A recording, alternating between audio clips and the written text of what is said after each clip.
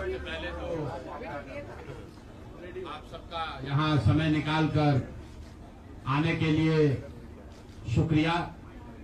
जिस दल को सिर्फ 3.5% वोट मिला है, उसकी प्रेस वार्ता में इतने प्रेस के साथी आए हैं, तो ये दिखाता है कि कुछ तो काम हम लोगों ने सही किया होगा। हम लोग बिहार आज से 3.5 साल पहले व्यवस्था परिवर्तन के संकल्प से आए थे। एक ईमानदार प्रयास किया है और उसमें बिल्कुल सफलता नहीं मिली, ये मानने में कोई गुरेज नहीं है। व्यवस्था परिवर्तन के जिस अभियान को लेकर चले थे, व्यवस्था परिवर्तन की बात तो छोड़िए, सत्ता परिवर्तन भी हम लोग नहीं करा सके, लेकिन बिहार की राजनीति को बदलने में जरूर थोड़ी बहुत भूमिका हम लोगों की बनी है। तो इनका सारा आएगा, तो हम लोगों से जरूर कुछ गलती हुई होगी।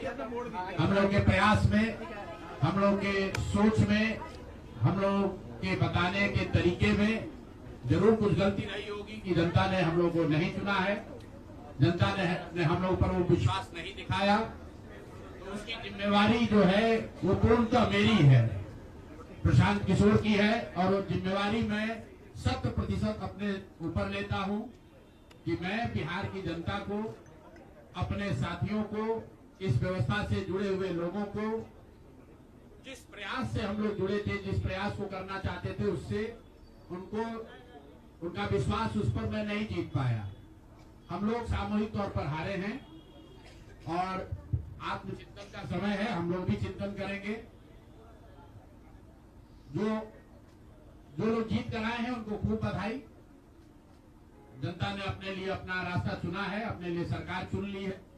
अब नीतीश जी और भाजपा के लोगों पर जिम्मेवारी है कि बिहार में जिन बातों को लेकर वो सत्ता में आए हैं, बिहार में तरक्की हो, बिहार में भ्रष्टाचार से जो जनता जूझ रही है, भ्रष्टाचार खत्म हो, यहाँ पर लोगों के लिए रोजी रोजगार हो, और सबसे बढ़ के जो मुद्दा है पलायन का, बिहार से पलायन बंद हो।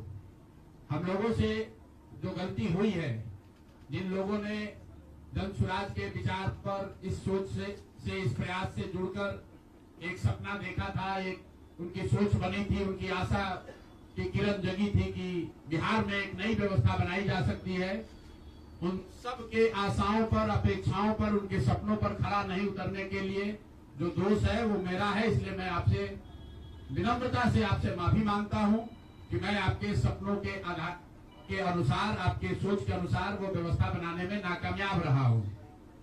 और प्रायश्चित के तौर पर मैं आज से 2 दिन के बाद 20 तारीख को गांधी विद्यारवा आश्रम में जो रास्ता गांधी जी ने बताया है, मैं अपने लोगों को, बिहार के लोगों को ये नहीं समझा पाया कि किस बात पर उनको वोट देना चाहिए, क्यों उनको नई व्यवस्था बनानी चाहिए। तो प्रायश्चित के तौर पर मैं अपने से विद्यारवा आश्रम में 1 दिन का उपवास, मौन उपवास रखूंगा। जो भी जन स्वराज के साथी हैं वो जहां पर है वहां, अगर वो समझते हैं कि हम लोग के प्रयास में, सोच में जो कमी रह गई, उसको सुधार के लिए प्रायश्चित के तौर पर हम लोग 1 दिन का सामूहिक उपवास रखेंगे। मैं खुद विद्यारवा, गांधी आश्रम विद्यारवा में रहूंगा, 24 घंटे का एक उपवास रखेंगे।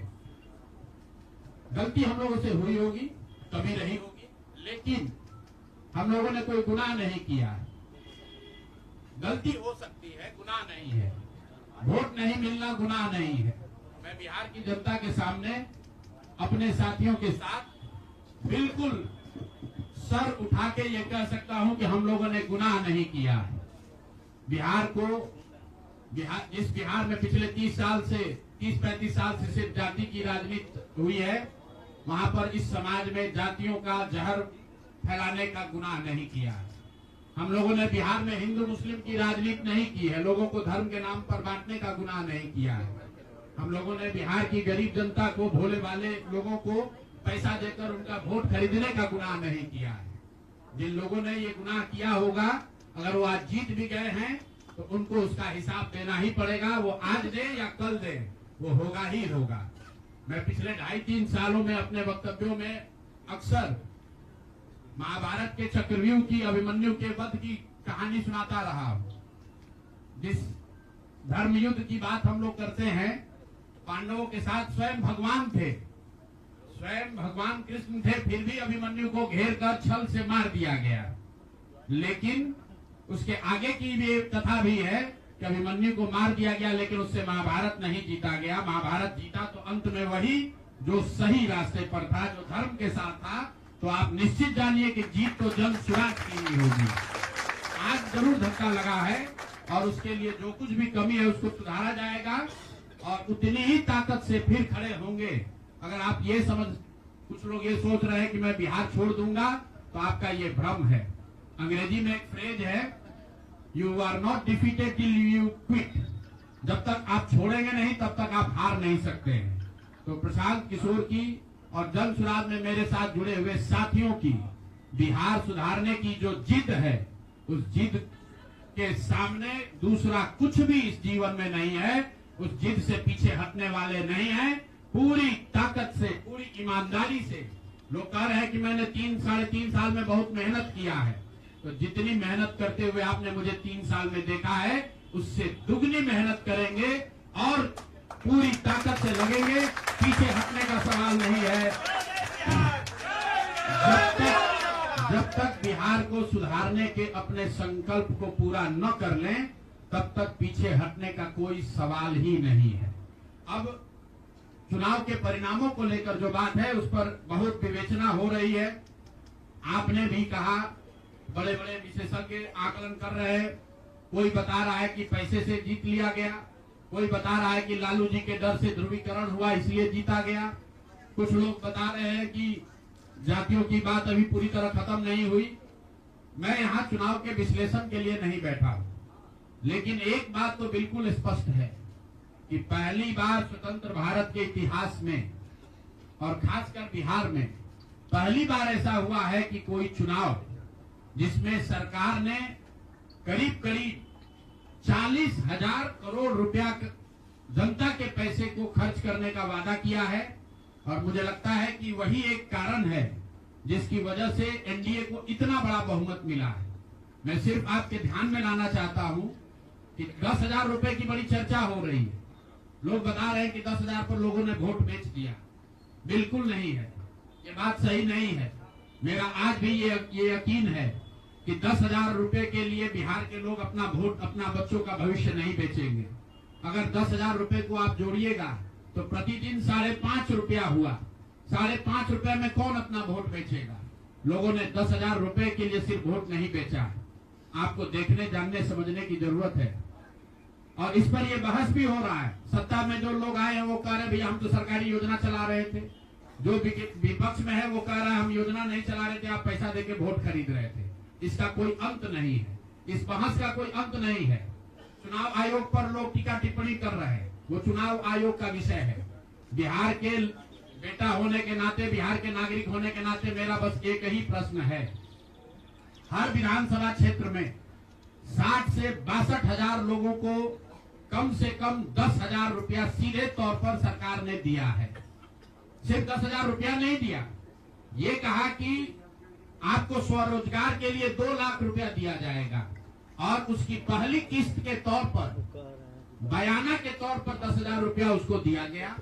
और पूरा सरकारी तंत्र लगाया गया लोगों को ये बताने के लिए कि अगर आप एनडीए को वोट देते हैं तो आपको 10,000 रुपए के साथ साथ आने वाले 6 महीनों में 2 लाख रुपए तक की सहायता मिलेगी।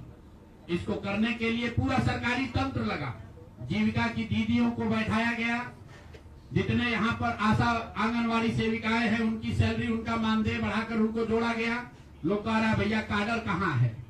मेरे भाई 2 लाख लोगों को, आप ध्यान रखिए, सिर्फ 10,000 रुपए लोगों को नहीं दिया गया है। हर विधानसभा में, मैं बहुत जिम्मेवारी से जो सरकारी आंकड़ा है वही बता रहा हूँ, हर विधानसभा में 60 से 62,000 महिलाओं को 10-10,000 रुपया दिया गया है। करीब करीब 1 लाख आंगनवाड़ी सेविका, आशा वर्कर और ममता की से जुड़ी हुई महिलाओं को करीब करीब सरकार ने 10,000 करोड़ रुपया अलग से दिया है। इसके साथ ही विकास मित्र और टोला सेवकों को 25,000 रुपया एक बार में, और जो लोग प्रवासी मजदूर बाहर से आए उनको 5,000 रुपया दिया गया है कपड़ा के नाम पर। तो कुल मिलाकर 29,000 करोड़ रुपया करीब करीब 29,000 करोड़ रुपया बांटा गया है। 40,000 करोड़ रुपए की योजनाओं की घोषणा की गई है। अब हम यहाँ इसलिए नहीं बैठे हैं ये कहने के लिए कि इसी वजह से हम लोग चुनाव हार गए। मेरा अब सीधा सरकार से एक आग्रह है कि आपने 2 लाख रुपए देने का वादा किया है, जनता ने आपको मत दे दिया, अब आप सत्ता में बैठे हैं, तो कृपा करके जो 1.5 लाख महिलाएं, 1.5 करोड़ महिलाएं हैं जिनको आपने 10,000 रुपया दिया है, उन सभी महिलाओं को अगले 6 महीने में 2 लाख रुपए तक देने की व्यवस्था कीजिए, क्योंकि अगर वो हो जाएगा तो बिहार से बेरोजगारी दूर हो जाएगी, बिहार से पलायन बंद हो जाएगा। और अगर आपने ये नहीं किया तो ये बिल्कुल स्पष्ट हो जाएगा कि आपने ये 10,000 रुपया किसी योजना के तहत नहीं दिया था, सिर्फ और सिर्फ वोट खरीदने के लिए दिया था। तो वोट खरीदने के लिए पैसा दिया गया है कि किसी योजना के तहत पैसा दिया गया है, सरकारी योजना के तहत, इसका प्रमाण इस बात पर है कि आने वाले 6 महीने में सरकार ने स्वरोजगार के नाम पर जो पैसा जारी किया है, उस क्षेत्र में और पैसा और मदद जारी की जाती है या नहीं की जाती है। हम लोग एक भी विधायक न जीते कोई बात नहीं, जन सुराज। और कई लोगों का सवाल है नीतीश कुमार को 25 सीट आने की बात है, तो मैं आपके सामने घोषणा कर रहा हूँ कि जो 25 सीट हमने बात कही थी उस पर बिल्कुल कायम है। अगर नीतीश कुमार ने, उनकी सरकार ने ये वोट खरीदा नहीं है, इनको 2-2 लाख रुपए दे दे, मैं बिल्कुल राजनीति से संन्यास ले लूंगा, उसमें कहीं कोई दिक्कत नहीं है, कहीं कोई दिक्कत नहीं। बिहार के 1.5 करोड़ लोगों को 2-2 लाख रुपया नीतीश कुमार दिलवा दे, मैं मान लूंगा कि हमारे आकलन में गलती थी, हमारी गलती थी। और हमारे आकलन की बात छोड़िए, अगर बिहार से बेरोजगारी दूर हो जाए, पलायन बंद हो जाए, 1.5 करोड़ परिवार, टोटल 2.5 करोड़ परिवार में अगर 1.5 करोड़ परिवार की गरीबी दूर हो जाए, तो प्रशांत किशोर को विधायक बनने की, राजनीति करने की कोई जरूरत नहीं है, हम दूसरा काम कर सकते हैं। आपका अगर ये सवाल है कि 25 सीट की बात है, बिल्कुल 25 सीट से ज्यादा नीतीश कुमार को ना आना चाहिए था, ना आता। एक ही फैक्टर है, ये पैसा बांटकर जो वोट आपने खरीदा है, खरीदने का आप पर इल्जाम है, तो इसको आप इतने 20 साल से आप मुख्यमंत्री हैं, तो आप इस इल्जाम को धो दीजिए। अगले 6 महीने में 1.5 करोड़ लोगों को, 1.5 करोड़ परिवार को स्वरोजगार की व्यवस्था कर दीजिए। और अगर नहीं कीजिएगा तो हम लोग यहीं पर हैं। मैं आपके सामने एक नंबर जारी कर रहा हूं, मेरा अपना व्यक्तिगत ऑफिस का 91-216, 91-216। जितने लोग हैं जिनको भी 10,000 रुपया का बयाना नीतीश कुमार सरकार ने, अधिकारियों ने, जीविका की दीदियों के माध्यम से दिया है, इस आश्वासन के साथ कि अगर आप नीतीश कुमार को, एनडीए को वोट देंगे तो आपको 2 लाख रुपया 6 महीना में मिलेगा। तो मेरे भाई अब समय चालू हो गया, आप आ गए हैं सत्ता में और हम लोग आराम से बैठे हुए हैं बिहार में। हर वो महिला, हर वो परिवार जिसको 2 लाख रुपया नहीं मिलता है, आप प्रशांत किशोर से संपर्क कीजिए, आप जन सुराज से संपर्क कीजिए। अब सलाह का समय खत्म हुआ, अब संघर्ष का समय शुरू होगा। हमने 3.5 साल लोगों को सलाह दिया है, हमने 3.5 साल लोगों को जाकर घर घर हाथ जोड़ा है, कभी वोट नहीं मांगा। लोगों को यही कहा कि अपने बच्चों के लिए वोट दो, अच्छे लोगों को जिताओ। लोगों ने अपने हिसाब से अच्छे लोगों को जिताया है। जिन मुद्दों पर जिताया है उसका मैं स्वागत करता हूं कि स्वरोजगार ही सबसे ज्यादा जरूरी है। उसका वादा एनडीए की सरकार ने किया है, नीतीश कुमार ने किया है, और 10-10 हजार रुपया बानगी के तौर पर, एडवांस के तौर पर उन महिलाओं को दिया है। तो अब अगले 6 महीना में उन सभी महिलाओं को, उन सभी परिवारों को नीतीश कुमार की स्वरोजगार का अवसर दे, उनको 2 लाख रुपए की मदद दे, ताकि वो 1.5 करोड़ परिवार के लोग बेरोजगारी से बाहर निकल सके, गरीबी खत्म कर सके और उनके बच्चे गुजरात में, तमिलनाडु में जाकर मजदूरी न करें। और अगर ये नहीं होगा तो हम लोग तो विधानसभा में हैं नहीं। जनता ने जो आदेश दिया है कि गांव-गांव घूमिए और लोगों की मदद कीजिए, तो जिनको भैया ये 2 लाख न मिले वो प्रशांत किशोर के पास चले आइए, जन सुराज के साथियों के पास आइए। आपकी आवाज बनकर, आपके साथ खड़े होकर ब्लॉक, पंचायत, डिस्ट्रिक्ट के ऑफिसेज में, सरकारी दफ्तरों में हम लोग चलेंगे। जरूरत पड़ेगा नीतीश कुमार, क्योंकि उन्होंने कहा है कि 10,000 रुपया जब मैं जीत कर आऊंगा आपको 2-2 लाख रुपए दूंगा, ताकि सब लोग अपने पैर पर खड़े हो जाएंगे। तो जन सुराज के लोग अब ब्लॉक में, और जिन लोगों ने आपने सुना होगा सहारा में लोगों को कहा गया पैसा डबल हो जाएगा। सहारा के जिन लोगों ने एजेंट बनकर समाज सहारा में पैसा जमा कराया, सहारा वाले भाग गए तो लोग एजेंट को खोज रहे हैं। तो जो सरकारी अफसर नेतागिरी कर जिन लोगों ने किया है, सरकार की ओर से आश्वासन दिया है कि आपको रोजगार देंगे, 2 लाख रुपया देंगे, जिन जीविका की दीदियों ने एक एक महिला को जाकर समझाया है, बूथ पर बैठकर वोट दिलवाया है, सिंबल सिखाया है, क्रमांक संख्या बताया है, वो जीविका की दीदियों की जिम्मेवारी है कि जिनको आपने ये काम कराया है, जिनके बच्चों का भविष्य आपने 10,000 रुपया में आपने सौदा कराया है, उनको पैसा मिले। और अगर वो 2 लाख रुपया नहीं मिलेगा तो 6 महीने का समय है। 6 महीने के बाद हर वो व्यक्ति जिसको पैसा नहीं मिले उसके लिए जन सुराज का, प्रशांत किशोर का दरवाजा खुला हुआ है। हम लोग आपकी आवाज बनेंगे, आपके साथ खड़े होंगे।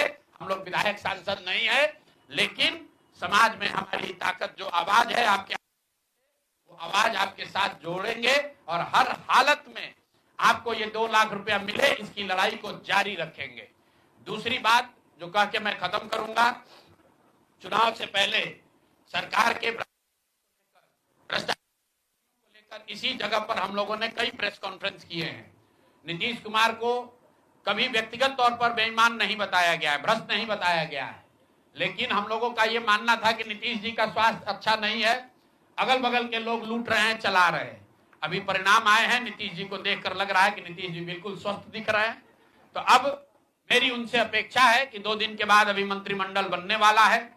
कल प्रधानमंत्री जी ने भी कहा है कि बहुत बड़ी जिम्मेवारी है, हम लोग इलेक्शन मोड में नहीं, इमोशनल मोड में हैं।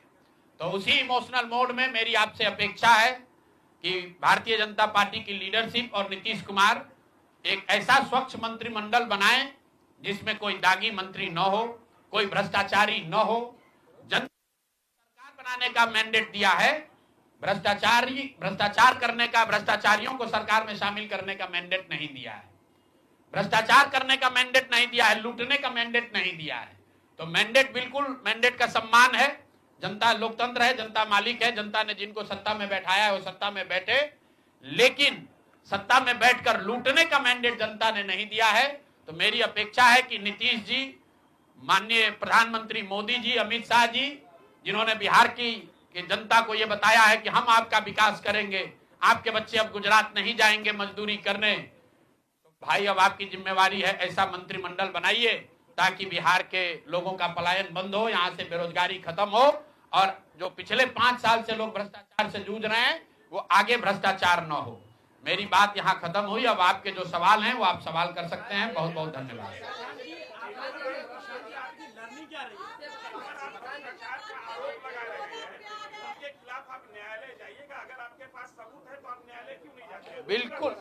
बिल्कुल जो बात हम लोगों ने पहले कही है, जिन नेताओं के बारे में कही है, उसमें कहीं पीछे हटने का सवाल नहीं है।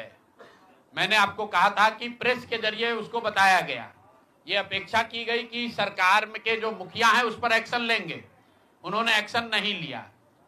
दूसरा, जनता की अदालत में गए, जनता ने भी उन्हीं नेताओं को फिर से जिताकर भेज दिया। कई लोग जिन पर इसी जगह पर मैंने आरोप लगाया है, जिनके आरोपों की बात कही गई है, उनको जनता ने भारी मत से जिताकर भेजा है। तो भाई अब जिम्मेवारी है सरकार के मुखिया के तौर पर नीतीश कुमार जी ये तय करें कि वो लोग सरकार के हिस्सा होंगे कि नहीं होंगे।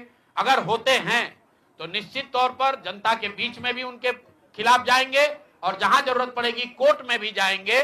70,000 के सीएजी के मामले में जो सीएजी ने 70,000 रुपए के अनअकाउंटेड मनी की बात कही है, उस पर ऑलरेडी जन सुराज हाईकोर्ट में रीट हम लोगों ने फाइल किया हुआ है।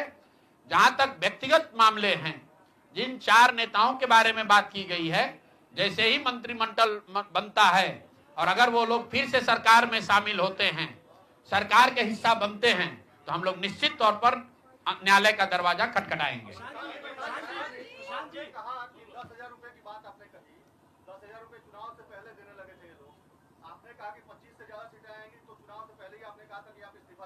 जी, बिल्कुल ठीक बात है कि आपने कहा। हम पहली बात तो आप लोग कह रहे राजनीति से हम किस पद पे है कि इस्तीफा दे दें? हाँ ना, सुन रहे हैं, आ रहे हैं। किस पद पर है कि इस्तीफा दे दें।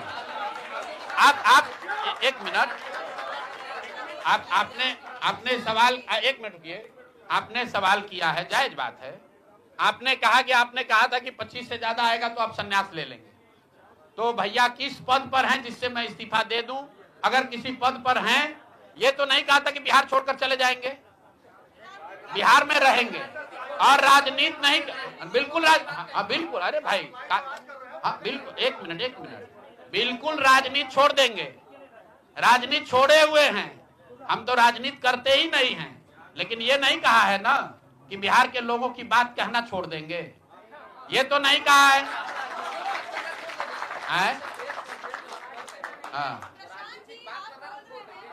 नहीं, आपने, ऐसा है, हमने कहा कि अगर 25 से ज्यादा सीट आएगा तो राजनीति छोड़ देंगे, बिल्कुल बात पर कायम है। लेकिन ये तो नहीं कहा कि ये 30,000 करोड़ रुपया में वोट खरीदेंगे। अब आप कह रहे नहीं, वोट उन्होंने नहीं खरीदा है, तो हमने कहा अगर नहीं खरीदा है तो 2 लाख रुपया दे दीजिए, हम बिल्कुल छोड़ देंगे। एक मिनट रुकिए, अरे सुन तो लो, सरकार क्या विज्ञप्ति पढ़ लो जिस पर सरकार ने, हाँ बिल्कुल बिल्कुल बिल्कुल, नहीं ऐसा है, बिल्कुल हम भी सभी की बात नहीं कर रहे हैं। सरकार ने 1.5 करोड़ लोगों को 10-10 हजार रुपया दिया है और पूरे देश में इस बात पर बहस छिड़ी हुई है कि क्या ये 10,000 रुपया वन टाइम देकर वोट खरीदा गया है कि किसी सरकारी योजना के तहत इस पैसा को दिया गया है। मैं ये कह रहा हूं कि मैं बिल्कुल ये मानने को तैयार हूं कि सरकार का ये एकाधिकार है, वो चाहे योजना शुरू कर सकती है। अंतिम साल में, अंतिम महीने में ही किया, उसमें कोई दिक्कत नहीं है, हम उस बात में नहीं पड़ रहे हैं। इलेक्शन कमीशन ने चुनाव के दौरान ये पैसा बांटने दिया, ये उनकी गलती है, उस पर भी हम टीका टिप्पणी नहीं कर रहे हैं। हम तो ये कह रहे हैं कि जिस योजना के तहत आप जीत कर आए हैं उस योजना को लागू कर दीजिए। हम लोग को बिहार में रहने की भी जरूरत नहीं है, बिहार ही छोड़ देंगे, राजनीति की क्या बात कर रहे हैं।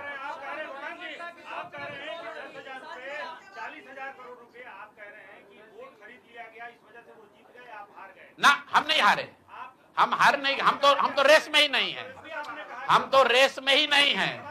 हम आपको ये बता रहे हैं कि जो बात नीतीश कुमार के जीतने की है, जीत और हार के बीच में एक ही बात है कि क्या नीतीश कुमार जी ने, उनकी सरकार ने ये हर विधानसभा में 60,000 वोट 10,000 रुपया देकर खरीदा है कि नहीं खरीदा है, इस पर बात है। और मैं ये कह, एक मिनट रुकिए, चुनाव से पहले ही कहा है और चुनाव के पहले ही की बात हो रही है। और अरे आप क्या चाहते हैं कि हम कहते हैं कि हम राजनीति से संन्यास ले रहे हैं इसलिए आप आए हैं? मेरे भाई, अगर ऐसा है, हमने आपको, आप भाई, आप लोग जितने लोग आए हैं, हमने बिल्कुल स्पष्ट आपको कहा कि नीतीश कुमार ने प्राइमा फेसी जो दिख रहा है कि सरकार ने 10,000 रुपया देकर वोट खरीदा है, लेकिन मेरे पास उसका कोई प्रमाण तो है नहीं। सरकार कह रही नहीं है तो सरकारी योजना के तहत दिए हैं। योजना की जो गजट ऑर्डर है वो देख लीजिए, उसमें लिखा क्या है कि 10,000 रुपया आपको स्वरोजगार के लिए महिलाओं को दिया जा रहा है और जरूरत के मुताबिक अगले 6 महीने में, उसमें लिखा है कि अगर आपकी योजना सरकार ठीक को लगेगी कि ठीक है, वही बात। अरे आप, अरे भाई, हम हिंदी में लिखा है, उसको फिर से जारी कर देंगे, सब लोग पढ़ लेगा। सरकार ने ये नहीं कहा कि ये 10,000 वन टाइम पेमेंट है, उन्होंने कहा कि स्वरोजगार की योजना की तहत आपको 10,000 रुपया दिया जा रहा है और अगर एडवांस पैसा, एडवांस, एक मिनट रुकिए, और 2 लाख रुपया अगर आप स्वरोजगार में का काम करेंगे, अगर आप अपने पैर पर खड़े होने की योजना करेंगे तो 6 महीना में आपको 2 लाख रुपया और दिया जाएगा। अगर 1.5 करोड़ महिलाओं में 5 लाख महिलाओं को भी ये 2 लाख रुपए दे दे, इस बात पर हम कायम हैं कि हमको राजनीति छोड़कर बाहर चले जाना चाहिए। बिल्कुल, अब फिर अब 5 लाख, भाई एक मिनट रुकिए, आप लोग इतना वरिष्ठ पत्रकार हैं, इतना बात को पकड़े हुए हैं और हम लोग बात से हटने वाले लोग नहीं हैं। हम नीतीश कुमार नहीं है जो सदन में खड़ा होकर कहेगा कि मिट्टी में मिल जाएंगे, भाजपा में नहीं जाएंगे। और उसी उनको महान पुरुष आप बता रहे हैं। सुनिए, हम अपनी बात पर कहें,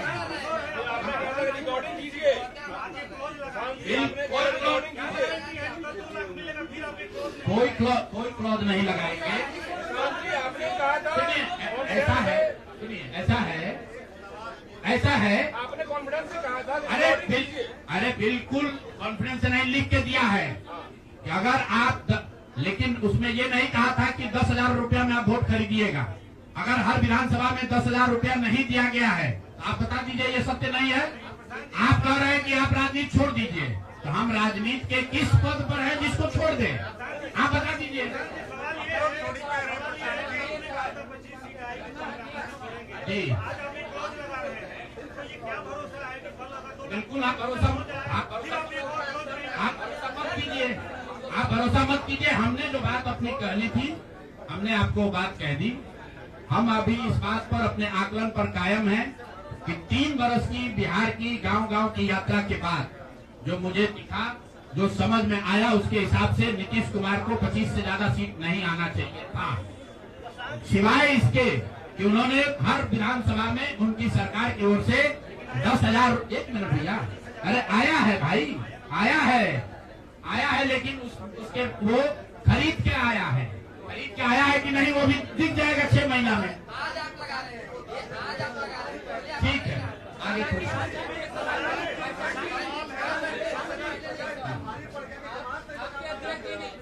बिल्कुल, ये हमने आपको अपने वक्तव्य में कहा कि हम लोग बिल्कुल असफल साबित हुए। हमने जो बात यहाँ बिहार के लोगों को बताई वो लोगों को समझ में नहीं आया है, लोगों को स्वीकार्य नहीं है। हम अपनी गलती मान रहे हैं।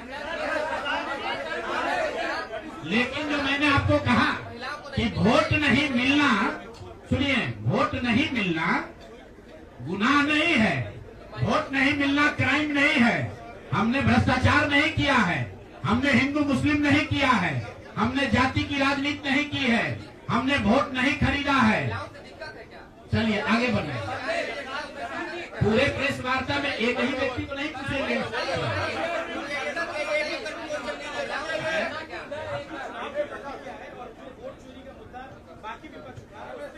मैं वोट चोरी के मुद्दे पर हम लोग का स्टांस जो है वो बिल्कुल क्लियर है पहले दिन से। ये बिहार का मुद्दा नहीं है।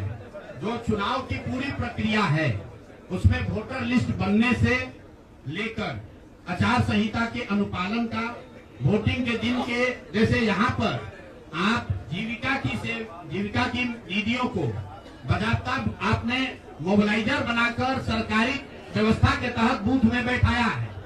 तो पूरे वोटर लिस्ट बनाने की प्रक्रिया, आचार संहिता के अनुपालन की प्रक्रिया, वोटिंग के दिन जो हो रहा है वो, उसमें सरकारी तंत्र का इस्तेमाल, दुरुपयोग या उपयोग, और वोटिंग के बाद जो महाराष्ट्र से लगातार दिख रहा है कि अंतिम 2 घंटे में 15%, 20% एक्स्ट्रा वोट होना, फिर चुनाव आयोग का उसका डिटेल नहीं जारी करना, और 3 दिन के बाद ये बताना कि इतना वोट हो गया।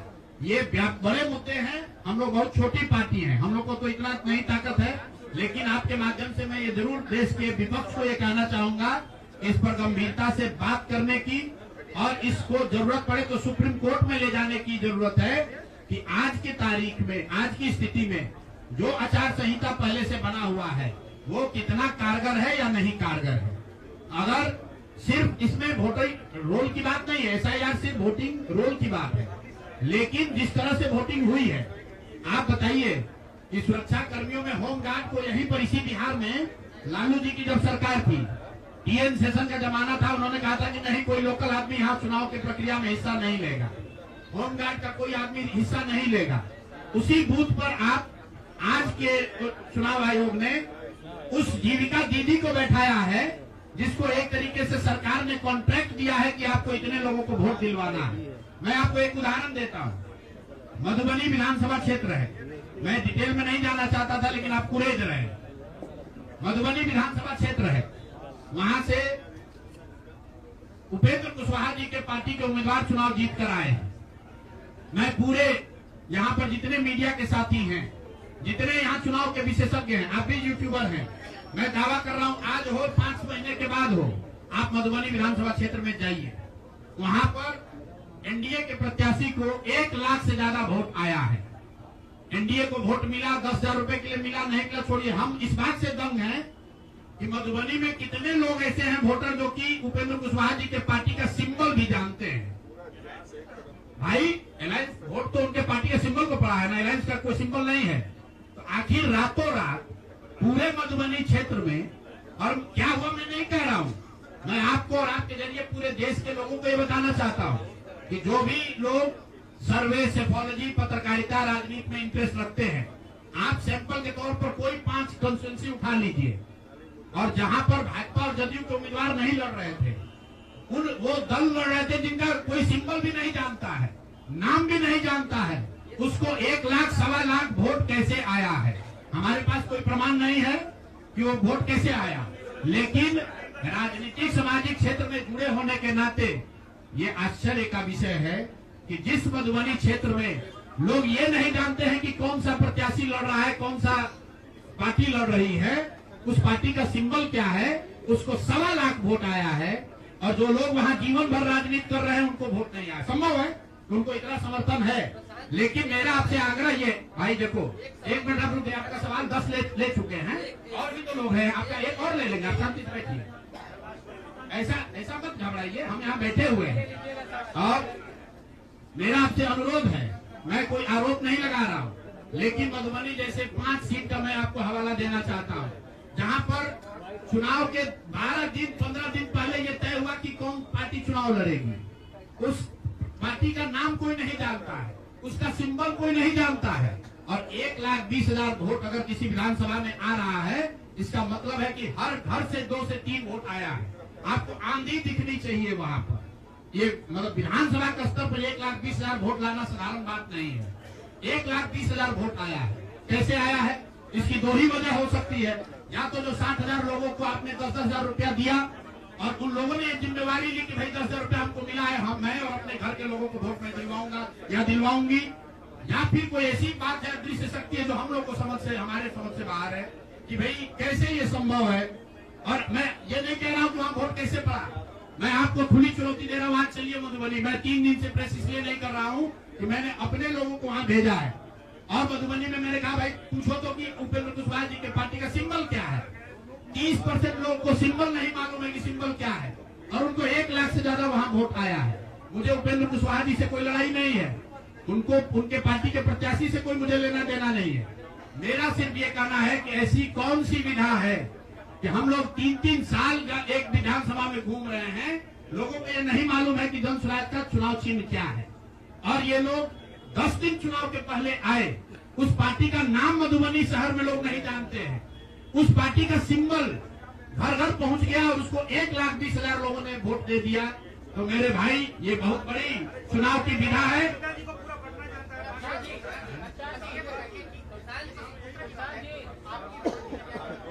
भारी चूक हुई, मैंने आपको पहले कहा कि भारी चूक हुई, और जो भी चूक हुई है उसको सुधारने के लिए पूरी ताकत लगाएंगे, फिर से बैठेंगे, ड्राइंग बोर्ड पर जाएंगे और देखेंगे कि जो चूक हुई है उसको कैसे सुधारा जाए।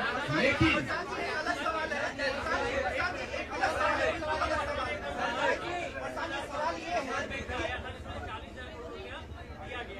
नहीं, जो टोटल पैसा सरकार ने अनाउंस किया है सितंबर अक्टूबर में, अगस्त और सितंबर को अगर आप जोड़ लेंगे तो कुल 18 योजनाओं की सरकार ने घोषणा की है, उसमें कोई गलती नहीं है। चुनाव के समय जो सत्तारूढ़ पार्टी होती है वो नए योजनाओं की घोषणा वो करते ही हैं। कुल जो सरकार ने घोषणा की यहाँ फ्री इलेक्ट्रिसिटी से लेकर युवाओं को बेरोजगारी भत्ता, 10,000 रोजगार के लिए, सारी बातें ठीक है। इसका टोटल बजट हुआ 40,000 करोड़। 40,000 करोड़ में से 29,000 करोड़ रुपए की योजना सरकार ने रोल आउट की। 11,000 करोड़ को तो शुरू ही नहीं किया, और इस 29,000 करोड़ में से जो सबसे बड़ी योजना है वो है स्वरोजगार की योजना, जिसमें हर विधानसभा क्षेत्र में 60 से 62,000 परिवारों में एक एक महिला को 10,000 रुपया दिया गया। और ये कहा गया सिर्फ 10,000 रुपए पर लोगों ने वोट नहीं दिया गया, लोगों को ये कहा गया कि अगर आप वोट देते हैं तो आपको आने वाले समय में 2 लाख रुपए तक की राशि स्वरोजगार के लिए मिलेगी। और इसको करने के लिए इसको करने के लिए सरकार ने जीविका दीदी का पूरा जो नेटवर्क है, 1 लाख से ज्यादा जीविका की दीदियों को और आंगनवाड़ी सेविकाओं को, आशा वर्कर को और जो टोला सेवक है, विकास मित्र है, उनको लैपटॉप खरीदने के लिए 25,000 रुपया दिया गया वन टाइम। अब आप बताइए कि जो टोला सेवक है, जो विकास मित्र है, जिसको आपने 25,000 रुपया दिया है, वो जो लैपटॉप या आईपैड खरीदेगा, उससे बिहार सरकार की योजना का दलितों का क्या सुधार होगा, वो सरकार को बताना चाहिए।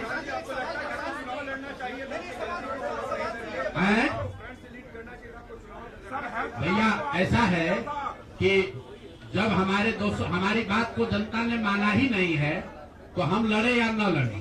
इमरान, एक मिनट रुकिए, आज सुनिए, एक सवाल आपने पूछा या तो जवाब दे लें। इमरान खान ने अपनी पार्टी शुरू की थी पाकिस्तान में, आज से करीब 25-30 साल पहले, और वो खुद पहले चुनाव में 7 जगह से चुनाव लड़े। उनकी पार्टी तो हारी, वो 7 जगह से खुद भी हारे।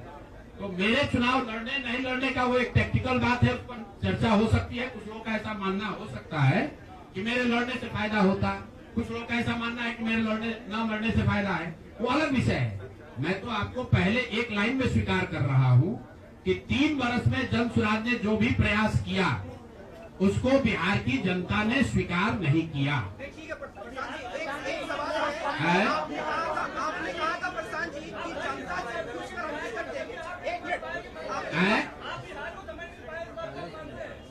बिहार को मैं समझ नहीं पाया, बिल्कुल मान लेंगे, इसमें क्या दिक्कत है। आप मेरे सुनिए, ऐसा है कि मुझे बिहार की समझ कम है या नहीं है, ये कह देने मात्र से अगर आप बहुत खुश हो जा रहे हैं तो आप खुश हो जाइए कि हमको बिहार की समझ नहीं है।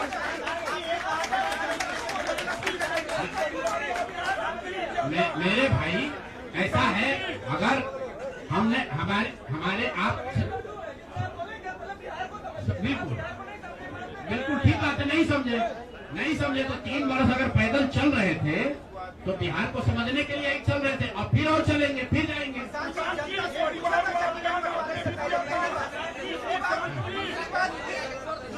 कई प्रत्याशियों ने आरोप लगाए, टिकट वितरण पे सवाल खड़े किए थे।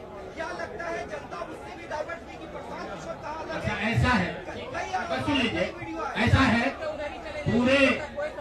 पूरे महीने, पूरे चुनाव के दौरान मैंने आपको पहले कहा कि हमसे गलती हो सकती है, लेकिन हम लोगों ने गुनाह नहीं किया। आप लोग जो बात कर रहे हैं वो इस अंदाज में बात कर रहे हैं जैसे प्रशांत किशोर ने कोई गुनाह कर दिया है, बिहार को सुधारने का प्रयास करके कोई गुनाह कर दिया है, और आप लोग आए हैं हमारा यहाँ पर पोस्टमार्टम करने। तो आप लोगों का स्वागत है। रुकिए, 1 मिनट रुक जाइए, आप बहुत भारी पत्रकार हैं, 8-9 सवाल कर चुके हैं, और लोगों को भी मौका दीजिए, आपका भी सवाल किया जाएगा। 1 मिनट रुक जाइए, अरे रुक जाओ भाई, आप 1 मिनट रुकिए। जहाँ तक बात है बिहार को समझने नहीं समझने की, तो मैं बिल्कुल कैमरे पर आपसे मान रहा हूँ कि मुझे नीतीश कुमार, लालू जी, सम्राट चौधरी, अशोक चौधरी जैसे धुरंधर नेताओं की तरह बिहार की समझ नहीं है। मुझे नहीं समझ है कि बिहार को जातियों के आधार पर कैसे और बांटा जाए। मुझे इस बात की समझ नहीं है कि बिहार को हिंदू मुसलमान के नाम पर कैसे और बांटा जाए। मुझे ये समझ नहीं है कि 10,000 रुपया देकर कैसे वोट और खरीदा जाए। जिनको समझ है वो लोग जीत कर आए हैं, और उनको सत्ता मुबारक हो, और बिहार की जनता को वो लोग मुबारक हो। आपने कहा कि अरे रुको भाई, आप उनके सवाल का जवाब दे ले। अच्छा, उनके बारे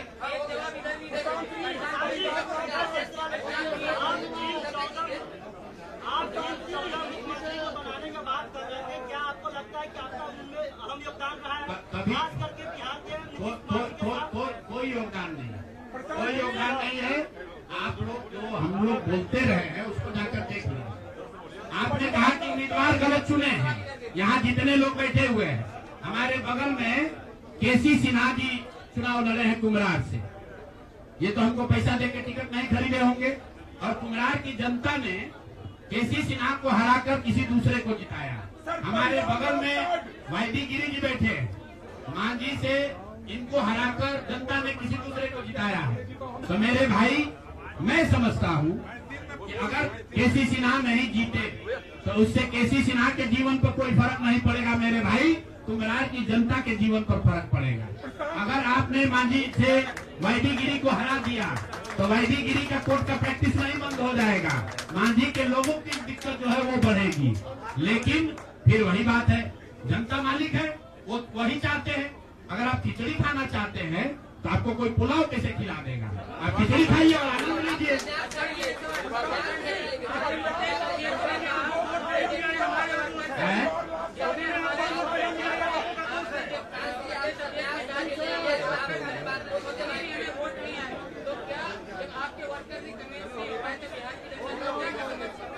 ठीक बात है, हमने आपको पहले कहा कि जो कुछ भी हम लोगों ने प्रयास किया उसमें जनता को हम लोग नहीं समझा पाए और उसका दोष हम पर है, उसकी जिम्मेवारी हम लोगों पर है।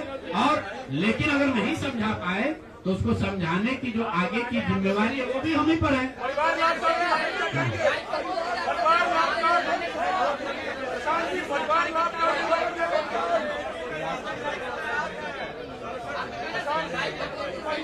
ऐसा है, आप भी बिहार के ही हैं और इतना भी नहीं उद्वेलित हुई, इतना भी मत उछलने लगी है कि जैसे हम लोग सब एकदम खत्म है। आपकी बात को सुन लिया गया, आपको अलग से साक्षात्कार चाहिए।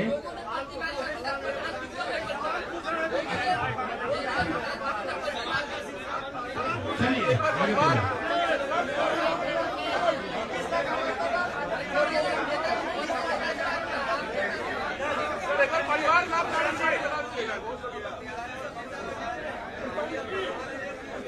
अभी तो हम लोग वापस जाकर अपने उस प्रारूप को फिर से देखेंगे जो हम लोग लेकर जनता के बीच गए थे। जो सोच, जो विचार, जो प्रयास लेकर जनता के बीच गए थे वो देखेंगे कि भाई जनता को चाहिए भी कि नहीं चाहिए। अगर जनता को पढ़ा लिखा आदमी नहीं चाहिए, अगर जनता को स्वच्छ लोग नहीं चाहिए तो हम लोग तय करेंगे क्या करना है।